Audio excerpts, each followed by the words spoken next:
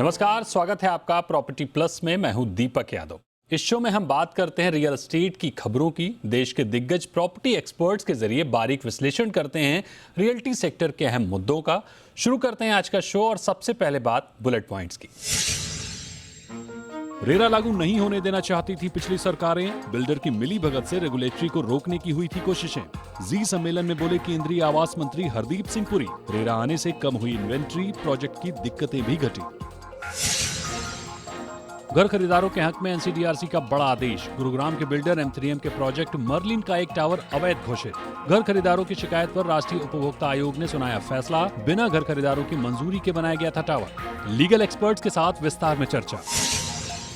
Grade A office space के मामले में एनसीआर में सबसे ज्यादा 28.5% स्पेस खाली पड़ी। कोलकाता में 23.5% तो एमएमआर में 16% ऑफिस स्पेस की वैकेंसी। हैदराबाद में 15%, बेंगलुरु में 11% तो चेन्नई में 10% A grade office vacancy. Pune में सबसे ज्यादा डिमांड, ऑफिस वैकेंसी 8.5%। एनरॉक की रिपोर्ट में खुलासा। महाराष्ट्र के अटके प्रोजेक्ट पूरे करने के लिए महारेरा और क्रेडाई ने की पहल। महारेरा के स्थापित डेडिकेटेड वर्टिकल के जरिए एमएमआर में पूरे किए जाएंगे 78,000 करोड़ के अटके प्रोजेक्ट। देश के कुल अटके प्रोजेक्ट में 20% सिर्फ मुंबई मेट्रोपॉलिटन रीजन में। बुलेट पॉइंट्स के बाद अब बात रियल ट्रेंड्स की। जी सम्मेलन में केंद्रीय आवास मंत्री हरदीप सिंह पुरी ने बड़ी बात कही है। जी बिजनेस के मैनेजिंग एडिटर अनिल सिंघवी के साथ चर्चा में आवास मंत्री ने कहा कि रेरा लागू होने के बाद रियल एस्टेट सेक्टर में समस्याएं कम हुई हैं। केंद्रीय मंत्री ने माना कि रेरा आने से पहले बिल्डर घर खरीदारों के पैसों का गलत इस्तेमाल करते थे। हरदीप सिंह ने कहा कि पिछली सरकारों ने रेरा लागू करने की दिशा में मुश्किलें पैदा करने की भी कोशिश की। पहले बात तो मैं समझता हूं कि ये बहुत हैरानगी की बात है कि हमारे आज़ादी के 70 साल बाद भी रियल एस्टेट सेक्टर जो लार्जेस्ट कंट्रीब्यूटर है एम्प्लॉयमेंट के लिए, जीडीपी के लिए, उसमें रेगुलेटर ही नहीं था। राइट। रेगुलेटर क्यों नहीं था? आपने कभी सोचा है?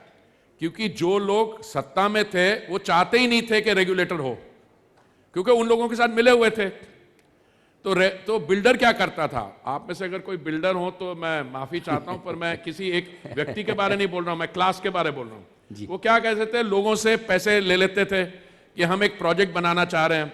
भारत एक ही देश है जहां पे लोग अपने पैसे को, वो टर्म्स ऑफ एग्रीमेंट जो है, कॉन्ट्रैक्ट पढ़े बगैर लोगों को दे देते हैं। वो फाइन प्रिंट पढ़िए, उसमें उसकी कोई ऑब्लिगेशन ही नहीं थी। वो आपसे पैसे लेके, पैसे कलेक्ट करके उसी को वो लैंड बैंक में डाल देगा, कहीं और डाल देगा, सोने के व्यापार में डाल देगा।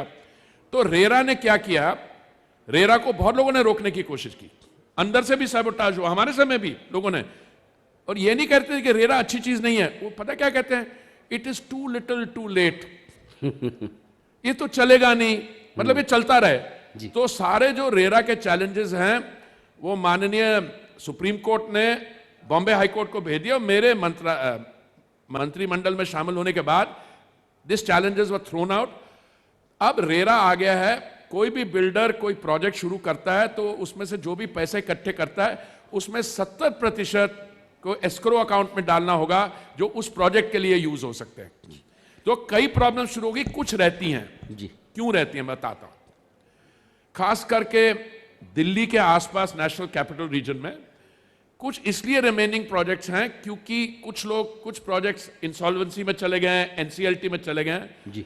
पर मैं आपको ये बताते हैं, मुझे बड़ी खुशी है कि ओवरऑल इन्वेंट्रीज बहुत कम हो गई हैं, प्रॉब्लम्स रिजॉल्व हो रही हैं, और जो नई भी हैं वो they are at an advance stage of. कुछ बड़े बड़े प्रोजेक्ट्स हैं, नाम है उसकी, they are under a different track.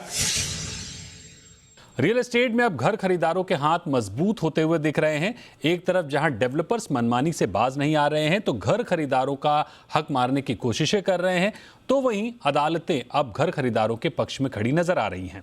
दो मामले हैं। पहला है गुरुग्राम के डेवलपर M3M के प्रोजेक्ट मर्लिन में टावर 11 का, जो एनसीडीआरसी यानी राष्ट्रीय उपभोक्ता आयोग द्वारा अवैध घोषित कर दिया गया है। 300 होम बायर्स को इससे राहत मिलेगी। दूसरा मामला है नोएडा का। अंतरिक्ष डेवलपर्स के 3 प्रोजेक्ट का रजिस्ट्रेशन यूपी रेरा ने रद्द कर दिया है और सेक्शन 8 के तहत कार्रवाई होगी। दोनों ही मामलों को विस्तार से समझते हैं। हमारे साथ 2 खास मेहमान हैं, Aditya Parolia, advocate supreme court, और हमारे साथ जुड़े हैं अभय उपाध्याय, मेंबर सीएससी रेरा और प्रेसिडेंट एफपीसीई। तो सबसे पहले बहुत बहुत स्वागत है आप दोनों ही मेहमान का जी बिजनेस पर। मेरा पहला सवाल आदित्य जी आपसे होगा। पहले M3M का मामला समझते हैं। आप ही होम बायर्स की ओर से इस केस को लड़ रहे थे, क्या है पूरा मामला और एनसीडीआरसी ने इस पर क्या कुछ कहा है? देखिए, M3M का जो मामला है वो एक प्रोजेक्ट है मर्लिन गुड़गांव में, उससे रिलेटेड है। उसमें जो 10 टावर बनने थे और 10 टावर्स का पोजेशन उन्होंने 2017 से 19 के बीच में सबको पोजेशन दे दिया। जब ये प्रोजेक्ट सैंक्शन होता है तो हर मापदंड पे सैंक्शन होता है कि क्लब कितने होंगे, लोग कितने आएंगे और कितने प्रोजेक्ट्स बने, कितने यूनिट्स बनेंगे, सब उस हिसाब से वो लैंड भी अलॉट होती है, उस प्लानिंग भी पूरी हुई होती है। जब ये पूरा प्रोजेक्ट डेवलप हो गया और हैंडओवर हो गया, उसके बाद होम बायर्स को पता लगा कि एक नया टावर, पूरा का पूरा नया टावर, टावर 11 के नाम पर ये बिल्डर दोबारा बना रहा है। अब उसमें 80 से लेकर 100 यूनिट्स बनने थे और उसके लिए कोई भी कंसेंट नहीं ली गई, जो कि अलॉटीज से, जो कि मैंडेटरी है रेरा के अंदर भी और हरियाणा अपार्टमेंट्स ओनर एक्ट के अंदर भी। और जो डीटीसीपी ने बिना को भी जो कंप्लेन करी, जो डीटीसीपी ने कंप्लेन ना सुनते हुए सारे परमिशंस बिल्डर को दे दिए। तो बिल्डर जो बायर्स हैं वो इस टावर 11 के अगेंस्ट की ये इलीगल कंस्ट्रक्शन हो रही है, हमारे अनडिवाइडेड शेयर है, क्योंकि जब एक प्रोजेक्ट बिकता है तो उसका जो कॉमन एरिया होता है वो अनडिवाइडेड शेयर हर एक रेसिडेंट का होता है। तो एक तरह से उनका जो अनडिवाइडेड शेयर है उसमें से वो जमीन बिल्डर ने बेच के नए अलॉटीज को दे दी। इसके अलावा इस मामले में कई और पहलू भी थे, जैसे ज्यादा ईडीसी आईडीसी कलेक्ट किया गया था बिल्डर के द्वारा। आईएफएमएस जो इंटरेस्ट फ्री मेंटेनेंस सिक्योरिटी ली गई थी वो आरडब्ल्यूए को नहीं बनाई दी गई और एक फिक्टिशियस आरडब्ल्यूए बना दी। इसमें बिल्डर के खुद के एम्प्लॉइज थे जो कि ऑर्डर में लिखा हुआ है, और उस आरडब्ल्यूए को वो पैसा दे दिया गया जो कि कम से कम 20 से 30 करोड़ रुपए था और वो बिल्डर के पास ही रहा। तो इस तरह के काफी सारे मुद्दे थे जो इस मैटर में होम बायर्स अपने कोर्ट गए थे, राष्ट्रीय उपभोक्ता फोरम, और आज राष्ट्रीय उपभोक्ता फोरम ने उनके फेवर में ये फैसला किया। अभय जी, मेरा अगला सवाल आपसे ये होगा कि जाहिर है होम बायर्स के लिए बड़ी जीत है, लेकिन बिल्डर इस मामले को ऊपरी अदालत में भी लेकर जा सकते हैं। ऐसे में होम बायर्स के पास क्या विकल्प होगा और एनसीडीआरसी का ये फैसला होम बायर्स के लिए कितनी बड़ी जीत है? देखिए दीपक जी, इसमें हम लोग को दूसरे जो पहलू हैं उस पर भी हम लोग को देखना पड़ेगा। पहली बात तो ये है कि सारी व्यवस्थाओं के बावजूद इस तरह का केस, एक पूरा का पूरा टावर खड़ा हो जाता है, उसके बाद हम लोग उसको इलीगल भी डिक्लेयर करा देते हैं, तो उसका एक अपना खामियाजा भुगतना पड़ेगा। क्योंकि अगर वो क्या होगा फाइनली, इलीगल होने के बाद वो डिमोलिश किया जाएगा या क्या होगा, तो वो एक सवाल है। दूसरा सवाल ये भी है कि हम लोग जो उस टावर में जिन्होंने बुक किया था वो कहाँ जाएंगे, वो भी तो होम बायर होंगे, तो और उनको क्या पहले से इस बात की जानकारी थी? तो मेरा कहने का मतलब ये है कि देखिए, जहां इस तरह की चीजें अगर हम लोग जब तक की मतलब निप एट द बट, जब शुरू हुआ प्रोजेक्ट, जिस समय ऐसी कल्पना की गई कि भाई ये आएगा, उसी समय अथॉरिटी अगर ज्यादा सतर्क रहती तो शायद उसी समय एक्शन हो जाता, तो हम लोग इस स्टेज पे नहीं पहुंचते। आज हम लोग ऐसे स्टेज पे खड़े हैं जहां आप ये जो 300 लोग थे, डेफिनेटली उनके लिए बहुत बड़ा ये गड़बड़ किया बिल्डर ने कि जब वो बिना पूछे एक टावर खड़ा कर रहा है, लेकिन दूसरी तरफ उसमें कुछ लोग तो बुक किए होंगे, उनका क्या होगा? और केवल ये ऑर्डर भी जो है मेरे को लगता है कि थोड़ा और कंप्लीट हो गया होता। अगर इलीगल डिक्लेयर कर देने से बात खत्म नहीं होगी। इलीगल के बाद क्या आप उसको डिमोलिश कराते हैं या फिर आप कह देते हैं कि नहीं, कुछ पैसे दे करके वो लीगल हो जाएगा, तो इसका क्या उसमें होगा? जो लोग उसमें बुक किए थे उनका क्या होगा? तो क्या एनसीडीआरसी भी, मेरा कहने मतलब कि जजमेंट जो है अपने आप में अगर कंप्लीट हो और वो मैसेज दे बिल्डर को कि भाई सुधर के आगे से कोई आदमी ऐसा काम ना करे। अगर आप साथ में ये भी ऑर्डर पास कर देते कि जो लोग उसमें बुक किए हैं बिल्डर, उनको कहीं ना कहीं दूसरे जो लीगल उनका कंस्ट्रक्शन है उसमें उनको जगह देगा, तो ये सारी बातें तो ध्यान रखी जानी चाहिए थी। ये तो एक तरह से रिलीफ तो हुआ, क्योंकि होम बायर जो जा रहे थे उनको डेफिनेटली इस बात से रिलीफ हुआ कि वो इलीगल डिक्लेयर हो गया, लेकिन वो जगह लिया होगा उसमें, जो वो अगर जगह खाली नहीं कराई जाती है तो अनडिवाइडेड शेयर मेरे पास तो आया नहीं, फिर तो वो बिल्डिंग में रह गया क्योंकि डिमोलिशन की बात नहीं कही गई है। और दूसरी बात ये है कि जो लोग उसमें थे उनका क्या होगा। तो मेरा ये है कि ऑर्डर जो भी हो उस तरह के हो कि वो एग्जाम्पल सेट करे और कंप्लीट हो। आदित्य जी, अभय जी ने बड़ा वाजिब सवाल उठाया है कि इलीगल टावर में भी तो कुछ लोगों ने मकान बुक किया होगा, उन होम बायर्स की क्या गलती है? अब जब टावर 11 इलीगल घोषित हो गया है तो उनके लिए फिर क्या राह होगी? क्या एनसीडीआरसी में उनके लिए कोई जिक्र है? उन्हें अपना घर कैसे मिलेगा? देखिए, इसमें एक बात गौरतलब करने वाली है कि टावर 11 के जो बायर्स थे वो कोर्ट के सामने नहीं थे, इसलिए उनको कोई रिलीफ नहीं दिया जा सकता था। बट उनके पास पूरा राइट्स हैं, वो उपभोक्ता फोरम या रेरा जाके अपना पैसा रिफंड मांगने के साथ विद इंटरेस्ट। प्लस दूसरी बात यह है कि एनसीडीआरसी के पास पावर जितनी है वो उतना ही ऑर्डर कर सकता है। डिमोलिशन कराने की पावर अनफॉर्चुनेटली एनसीडीआरसी पे इस जंक्चर पे नहीं है। आपने सुपरटेक वाले मामले में देखा कि हाई कोर्ट और सुप्रीम कोर्ट ने सुपरटेक के टावर्स को जो इलीगल थे उनको डिमोलिश करने का आदेश दिया। अनफॉर्चुनेटली सेम पावर्स एनसीडीआरसी के पास नहीं है। हाँ, एक पावर है कि अब नया कमीशन बना है जो कि एक पैनल है कंज्यूमर फोरम में, कंज्यूमर प्रोटेक्शन बॉडी का, उसमें ये मामला रेफर कर सकते हैं और वो मामला वो कमीशन अपने मद्देनजर रखते हुए सारे फैसले ले सकती है, जैसे उन्होंने कई मैटर्स में अभी भी किया है। बिल्कुल। अभय जी, उस इलीगल टावर में जिन लोगों ने घर बुक किया था उनके पास क्या कुछ कानूनी रास्ता है? वो अब क्या करेंगे? देखिए दीपक जी, जैसा कि आदित्य जी ने बताया, मतलब कुल मिला के जो चूंकि आदित्य जी प्रैक्टिस करते हैं और उनकी बात से जो मेरे को समझ में आ गया कि अब जो चूंकि वो लोग यहाँ पर रिप्रेजेंटेड नहीं थे, तो देखिए उनके लिए पूरी की पूरी कानूनी प्रक्रिया होगी।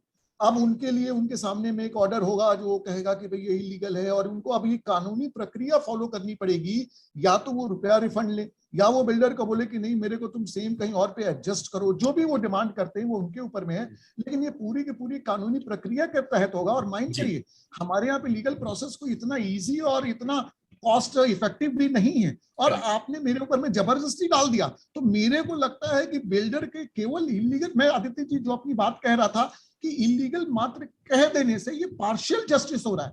आपको 360 डिग्री साइन एंड सील कर देना चाहिए था, ये कह करके कि वो लोग जो है उनका ये होगा, ये बिल्डिंग, अगर आप बिल्डिंग को खड़ी रखेंगे वहां पे डिमोलिश नहीं करेंगे, तो जैसा कि आपने बात सही कही कि मेरा अनडिवाइडेड शेयर तो मेरे पास नहीं आया, उसमें तो बिल्डिंग रह जाएगी। तो इसलिए ये पूरा का पूरा अपने आप में कंप्लीट ऑर्डर नहीं है। और जो कि मैं नहीं चाहते हुए भी कि मैं लीगल किसी पचड़े में पड़ूं, उसके बावजूद ये मेरे ऊपर में, मैं उस टावर का मैं बुक किया हूं जो अभी इलीगल डिक्लेयर कर दिया गया है, तो मेरे ऊपर तो एक अननेसेसरी अनवांटेड लीगल प्रोसेस को अपने जाने की एक मतलब करना कंपलसरी हो गया। अब करना ही पड़ेगा, आपके पास ऑप्शन मजबूरी है, आपके पास कोई ऑप्शन नहीं है। हाँ, कुछ कहना चाह रहे थे आदित्य जी आप? मैं एक चीज ऐड करना चाहता हूँ, क्योंकि अब ये टावर इलीगल डिक्लेयर कर दिया, तो ये भी एक तरह से डीम्ड है कि डीटीसीपी ने जो कंप्लायंस, जो परमिशन दी थी वो सारी गलत थी।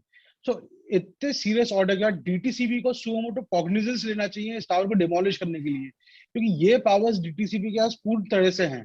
क्योंकि और दूसरी बात, डीटीसीपी को इन्वेस्टिगेशन करनी चाहिए कि टावर की परमिशन कैसे मिली, जबकि होम बायर्स लिखते रहे कि ये टावर की हमारे से कंसेंट नहीं ली जा रही है और हमारा अनडिवाइडेड शेयर है। तो इस पे भी सो मोटो कॉग्निजेंस लेकर डीटीसीपी को इन्वेस्टिगेशन जारी करनी चाहिए। बिल्कुल, डीटीसीपी को स्वतः संज्ञान लेकर ये देखने की जरूरत है कि आखिर ये अवैध निर्माण कैसे हुआ। आखिर ये तो एक मामला हुआ। अगली खबर पर आते हैं। रेरा में भी काफी सख्त फैसले देखने को मिल रहे हैं। अभी यूपी रेरा ने गाजियाबाद के अंतरिक्ष बिल्डर के 3 प्रोजेक्ट, अंतरिक्ष संस्कृति फेज 2, फेज 3 और रक्षा विज्ञान का रजिस्ट्रेशन रद्द कर दिया है।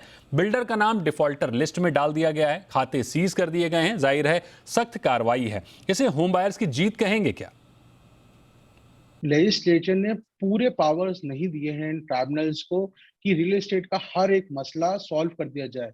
या तो रेरा और एनसीडीआरसी अपना एक लिबरल इंटरप्रिटेशन करते हुए इन एक्ट्स के प्रीएम्बल के तहत हर तरह से एक्ट करें, क्योंकि सिर्फ रजिस्ट्रेशन कैंसिल कर दिया जाए या सिर्फ उसको प्रमोटर को डिफॉल्टर कर दिया जाए, इससे होम बायर का प्रॉब्लम सॉल्व नहीं हो रहा है। आप समझिए, अब वो प्रोजेक्ट कैसे बनेगा, इसको भी मद्देनजर रखना चाहिए रेरा को कि क्या आप इसको एनसीएलटी में रेफर करके इसमें सीआईआरपी कराएंगे, या आप बायर्स या आरडब्ल्यूए बना के वो कंप्लीट करें या रेरा कोई नया डेवलपर अपॉइंट करेगी? जी तो किस तरह से हर प्रोजेक्ट में आप ये नहीं अज्यूम कर सकते कि एनबीसीसी आ जाएगी और एनबीसीसी हर प्रोजेक्ट जो पूरे देश में नहीं चल रहा है उसको कंप्लीट करे। और दूसरी बात, जैसे अभय जी ने पहले भी कहा, इतना लेट जो एक्शन होता है, इट्स अ डिलेड एक्शन। जब आपका एक्शन जब डिलेड हो जाता है तो वो और हार्मफुल हो जाता है, क्योंकि वो एक नहीं मल्टीपल पार्टीज को इफेक्ट करता है। अभय जी, अंतरिक्ष बिल्डर के जिन प्रोजेक्ट का रजिस्ट्रेशन रद्द हुआ है उसमें करीब 30 से 40% निर्माण हुआ है और पिछले कई साल से निर्माण ठप था। रजिस्ट्रेशन तो रद्द हो गया लेकिन उसके आगे की निर्माण की कोई रूपरेखा तय नहीं हुई है। हालांकि सेक्शन 8 के जरिए प्रोजेक्ट पूरा करने की बात कही गई है। अल्टीमेटली तो ग्राहक की जीत तब है ना जब प्रोजेक्ट पूरा हो। देखिए दीपक जी, पहली बात तो मैं ये कहना चाहूंगा कि ये जो आपने जो ऑर्डर देखा होगा इसमें, तो इसमें इन्होंने इसके आगे का भी उसमें जजमेंट में ऑर्डर में लिखा है कि एक कमिटी बनी है, वो अपने कल्पना जी के अंडर में उनके जो मेंबर हैं और उसमें और तरह के लोग, काफी उसमें नाम भी दिए गए हैं कौन कौन लोग उसमें मेंबर होंगे। तो और उसके बाद ये भी एक्सप्लोर किया जाएगा कि एसोसिएशन ऑफ अलॉटीज, क्योंकि रेरा में ये बताया गया है कि एसोसिएशन ऑफ अलॉटीज को पहला राइट ऑफ रिफ्यूजल है तो उनको भी दिया जाएगा।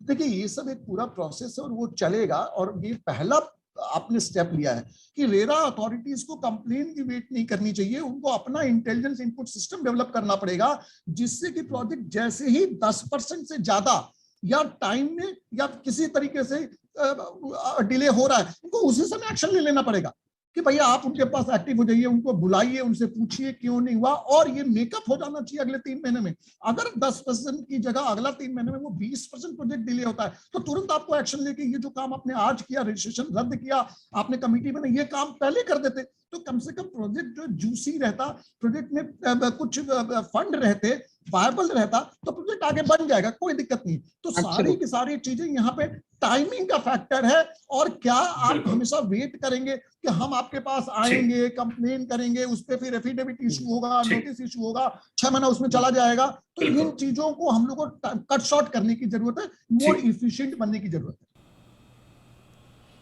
बिल्कुल, यानी दोनों ही फैसलों की अगर हम बात कर लें, फिर चाहे एनसीडीआरसी का M3M पर अवैध निर्माण का फैसला हो या फिर यूपी रेरा का अंतरिक्ष बिल्डर के प्रोजेक्ट का रजिस्ट्रेशन रद्द करने का, दोनों ही फैसले अपने आप में काबिल तारीफ हैं। लेकिन इन फैसलों के बाद सवाल यह है कि जमीनी स्तर पर होम बायर को जो राहत मिलनी चाहिए थी वो मिली है क्या? तो जवाब है नहीं, क्योंकि जिस टावर 11 को इलीगल घोषित किया गया है उसमें फंसे होम बायर्स का क्या होगा? यानी जाहिर है ये मामला ऊपरी अदालत में अभी चलेगा। यूपी रेरा वाले मामले की अगर हम बात करें तो रजिस्ट्रेशन रद्द हुआ, अच्छी बात है, लेकिन अगर कई साल से प्रोजेक्ट ठप पड़ा था तो रजिस्ट्रेशन रद्द करने में इतनी देरी क्यों हुई? अंतरिक्ष संस्कृति के घर खरीदारों को पोजीशन कब मिलेगा, इसको लेकर अब भी तस्वीर साफ नहीं है। यानी 100 बात की एक बात है, राहत सिर्फ खबरों और कागजों में नजर ना आए, असल में राहत मिले भी।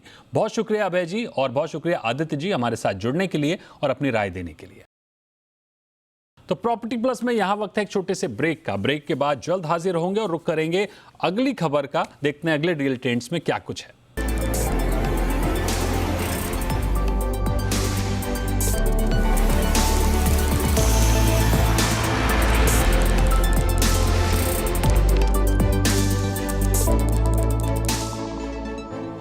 वेलकम बैक, आप देख रहे हैं प्रॉपर्टी प्लस और आज हम बात कर रहे हैं प्रॉपर्टी प्लस में तमाम अलग अलग खबरों की। पहले हमने बात की कि किस तरह से जी सम्मेलन में हरदीप सिंह पुरी ने माना कि डेवलपर्स रेरा आने से पहले ग्राहकों के पैसे का बेजा इस्तेमाल करते थे। फिर हमने बात की कि किस तरह से एनसीडीआरसी ने M3M ग्रुप के एक टावर को अवैध घोषित कर दिया है और यूपी रेरा ने किस तरह से अंतरिक्ष बिल्डर के 3 प्रोजेक्ट का रजिस्ट्रेशन रद्द कर दिया है। और अब बात करते हैं महाराष्ट्र की। महाराष्ट्र रेरा और डेवलपर संगठन क्रेडाई ने अटके हुए प्रोजेक्ट्स को पूरा करने की पहल की है। इसके लिए महारेरा की निगरानी में एक स्पेशल वर्टिकल बनाकर फंसे हुए प्रोजेक्ट को चिन्हित किया जाएगा और उन्हें पूरा करने की दिशा में जरूरी मदद की जाएगी। विस्तार से देखिए ये रिपोर्ट।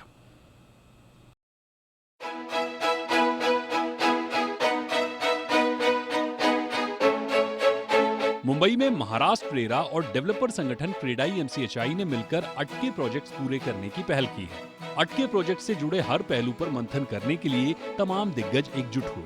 इसमें महाराष्ट्र रेरा, डेवलपर्स संगठन क्रेडाई, लीगल एक्सपर्ट और फाइनेंस एक्सपर्ट ने अटके प्रोजेक्ट्स को पूरा करने का रास्ता निकालने का प्रयास किया। स्टक प्रोजेक्ट को जल्द से जल्द पूरा करने के लिए महाराष्ट्र रेरा की निगरानी में एक डेडिकेटेड वर्टिकल बनाने की बात हुई, जो ऐसे प्रोजेक्ट्स को पूरा करने की रणनीति पर काम करेगा।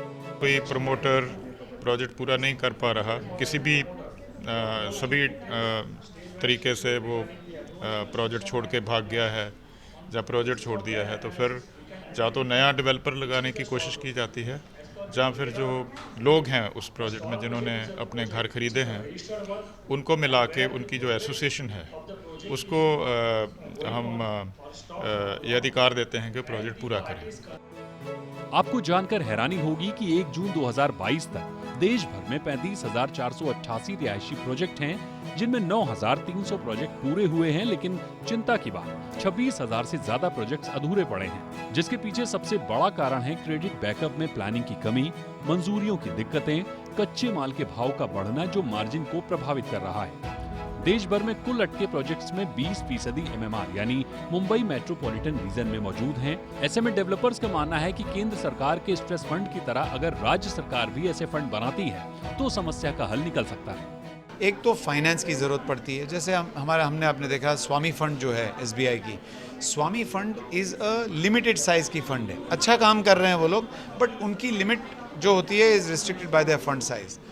आप अगर स्वामी फंड जैसे और 10 फंड बनाएं तो एक तरह की सहूलियत होगी, नहीं तो रेरा अगर जितने हमारे फाइनेंशियल इंस्टीट्यूशंस हैं उनको ही बोले कि भैया आपने सपोज़ 10 रुपये लगाया है, 100 रुपये लगाया है, आप और 50 रुपये, 15 रुपये, 25 रुपये लगाने से प्रोजेक्ट को कंप्लीशन करो। ऐसे में ये प्रयास किया जा रहा है कि एक ऐसा वर्टिकल बनाया जाए जो सिर्फ अटके प्रोजेक्ट्स का विश्लेषण करे, उनके अटकने की वजहों को समझे और उसे पूरा करने के लिए जरूरी विभागों, कर्जदाताओं या घर खरीदारों के बीच सामंजस्य बनाने का काम करे। अगर कोई प्रोजेक्ट में प्लानिंग अथॉरिटी का प्रॉब्लम है तो हम रेरा से वो प्लानिंग अथॉरिटी को बुला के उसको रिजॉल्व करेंगे। कोई प्रोजेक्ट में फाइनेंस का प्रॉब्लम हो गया है तो स्ट्रेस्ड एसेट फंड्स के हमारे आज जो पैनलिस्ट हैं उनके साथ हम एसोसिएशन लेके बहुत ही कम इंटरेस्ट रेट पे वो प्रोजेक्ट कंप्लीट करने की कोशिश करेंगे। अलॉटीज का एसोसिएशन बना के MMR में अटके प्रोजेक्ट्स पूरे करने की दिशा में अगर ये प्रयोग सफल होता है तो देश भर में स्टक प्रोजेक्ट को एक नई दिशा मिल सकती है।